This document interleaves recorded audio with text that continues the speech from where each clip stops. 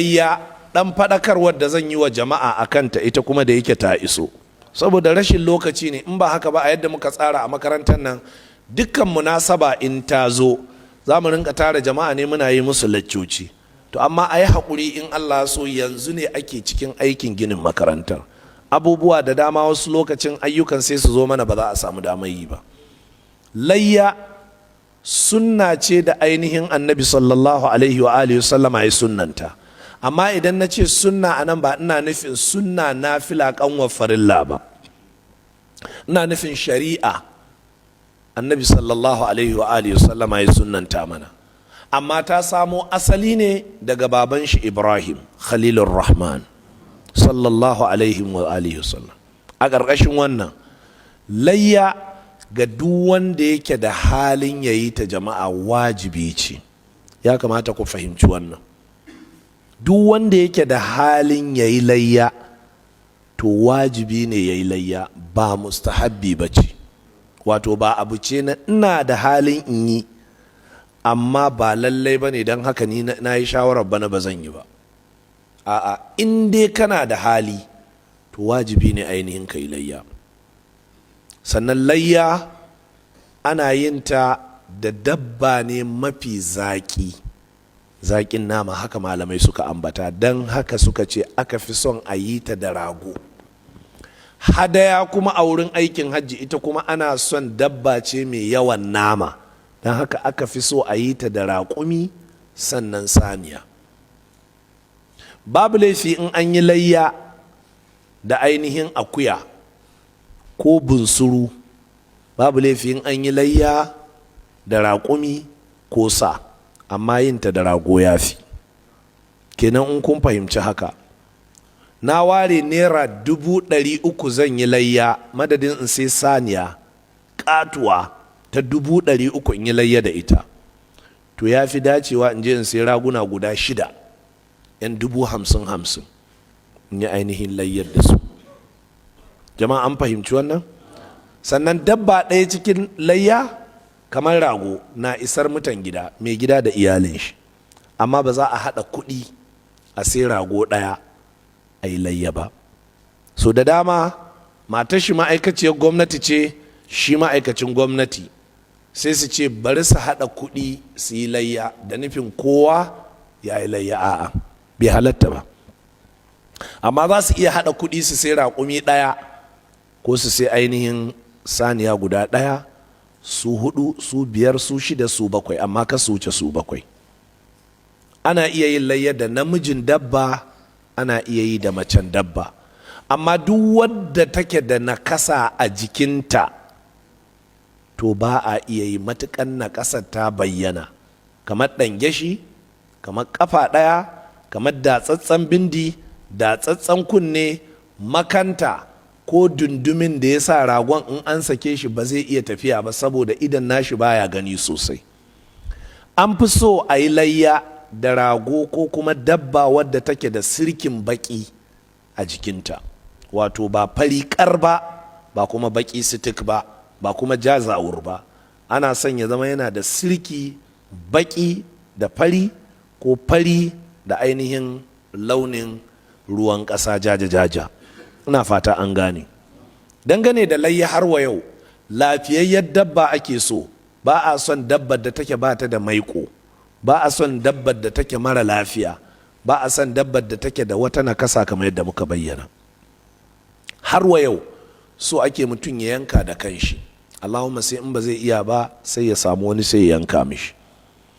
Idan wannan dabba za ka yi kai da iyalanka ne, to yanzu hukuncin layya ya hau kanka kai da iyalanka. Wannan watan da aka shigo na watan Zulhijja, to ba za ka yi aski ba, ba za ka yi yankan kumba ba. Haka matakka ma za ta haƙura da kitso da yankan kumba da duk abin da zai zubar da gashi a jika.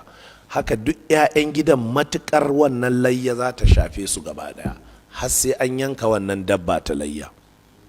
Ranar yanka wannan dabba ta layya kuma shine ranar sallah babba. Ba a yankawa sai ainihin an sauko idi. To idan aka ce saukar idi shine ana nufin idin da kai ya shafe ka, kamar yanzu a Zariya nan wasu masallatai suna sallar idi karfe 8 a daidai lokacin da wasu suke yi karfe 9 a daidai lokacin da wasu suke yi 9:30. idan har idin da kai kaje ya zama limamin ya sauka daga idin ya kuma yanka hadayar shi ko layyar shi, in ba shi da hali sai ya miƙe sanar da jama'a cewa Allah bai hore mishi ba, don haka jama'a sai su je su yanka, to babu laifi kan ka dawo gida sai ka zo ka yanka. Hadisi ya zo cikin sunan al-kubra ta al-imam al-baihaqi cewa annabi sallallahu alaihi wa alihi sallama in ya dawo ana fara soya mishi hantar yana ci, sai dai wannan hadisi da'ifi ne. Wasu sun yi ta tambaya akan yaya matsayin wannan hadisi, yana da raunin isnadi. Saboda haka abin da ya sauƙaƙa na daga jikin layyar sai ka ci, ba lallai sai hanta ko ƙoda ko kuma wani abu muƙayyad ba. Ba a siyar da layya, amma ana ainihin wato iya ba da sadaka, ana iya bayar da kyauta. Sannan ba a aje naman layya a ce za a yi mishi ajiyar da sai lokacin ainihin takutaha, ma'ana kamar yadda al'ada ce a ƙasar Hausa, sai a aje wani ɓangare musamman bindin ragon layya sai a aje shi sai lokacin watan ainihin al-muharram, wato watan cika ciki, sai a zo sai a abinci da shi, sai a ce yana da wata falala. Ba a yin wannan. Waɗannan kaɗan kenan cikin hukunce-hukuncen da suka shafi ainihin layya. Amma ba haka ba, za ka iya soya naman layyarka, ka mishi suya mai kyau, ka aje shi a cikin man shi, cikin kakidi, kana ɗibowa lokaci-lokaci, kana ƙara ɗumamawa kana ci, sai ka ci shi har bayan wata 1 ko fiye da haka. Wannan ya halatta. Amma in a ce a aje shi har sai ya kai watan shara ko watan takuta ko watan almuharram, wannan ba daidai ba ne. Dangane da idi, sallar idi raka'a 2 ce jama'a. Waɗannan raka'o'i 2 suna da kabbarbari guda 7, wannan kuma kabbarbari guda 5. Kabbara 7 banda kabbara harama, kabbara 5 banda kabbarar tasowa. Ana karanta Fatiha da duk wata sura da ta sauƙaƙa, sai da ya zo cikin sunna annabi sallallahu alaihi wa sallama yakan karanta abubuwan da yakan karanta a sallar juma'a, kamar hal ataka hadithul ghashiya da kuma ainihin sabbih isma rabbikal a'la ko suratu qaf ko makamantan haka. A bayyane ake yin karatun sallar idi.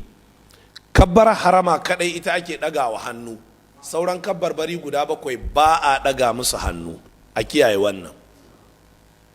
Haka sauran kabbarbari guda 5 waɗanda ake a raka'a ta 2 ba a ɗaga musu hannu. Wannan shine abin da ya tabbata. Don haka in kai Allahu akbar ka ɗaga hannu, to ba za ka sake ɗaga hannun ba har sai in ka zo za ka tafi kuma wurin ruku'u ko sujuda ko makamantan haka. Haka in ka taso. Dangane da abin da ya shafi mutumin da bai samu sallar bafa, shi kuma ya zo a cikin shiryar magabata cewa kabbarbari wato raka'o'i 4 zai yi madadin waccan da ta kubuce mishi. Haka wannan fatawa ta zo daga sahabi Abdullahi dan Mas'udin, Allah ya kara mishi yadda, kamar yadda al-Imam Abubakar ibn Abi Shayba ya fitar da ita da isnadi sahihi. Sai kuma abin da ya shafi kabbarbari, ana yin kabbarbari ne tun daga lokacin da gari ya waye ranar sallah. Allahu akbar, Allahu akbar, Allahu akbar, Allahu akbar, Allahu akbar, Allahu akbar. In ka kara da Allahu akbar, Allahu akbar, la ilaha illallah, Allahu akbar, Allahu akbar, walillahil hamd, wannan babu laifi. Dukkan kaifiyar kabbarbarin ba a samu su daga annabi sallallahu alaihi wasallam ba, sahabbai ne aka samu su ne. don haka fassara ce daga sahabbai. Wasu suna yin zallar kabarbari, wasu suna hadawa da hamdala. Hakanan al-Imamu Abubakar ibn Abi Shayba ya ruwaito da isnadi sahihi.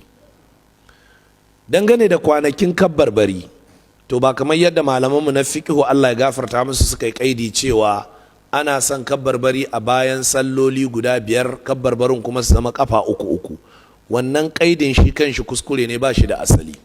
Kabbarbarin ana yin su ne a cikin waɗannan kwanaki gaba ɗaya, tun daga, ku kiyaye, ranar sallah, bayan sallah da kwana ɗaya, bayan sallah da kwana 2, har zuwa bayan sallah da kwana uku, ba wai in an idar da sallah azhar da la'asar ba kadai, a'a in an idar da sallah azhar da la'asar din za a yi, sannan za ka iya kana cikin motarka, kana shagonka, kana ainihin gona, kana duk wani wuri wanda ba an hana zikiri ba kamar ban ɗaki ko kuma wani wuri mara dacewa, za ka ci gaba da waɗannan kabbarbari.